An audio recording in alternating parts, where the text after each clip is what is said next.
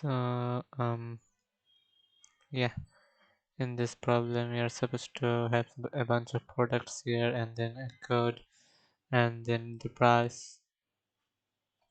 The first integer value you give is the product code.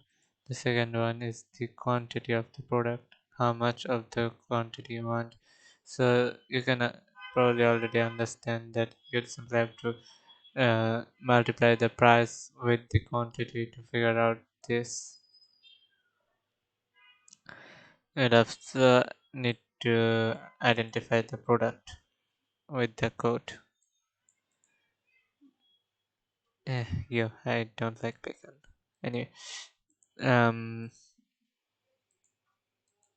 what was I talking about? Yeah, there is this thing you have. The price is a floating value. You take input and then test a bunch of condition. I could have done it with switch. I ended up doing it with if. Anyway, yeah, you have this price set up for each of this assigned depending on which code is accepted, and then float is the total is the same in every case. I guess I could have declared it outside here because it doesn't matter.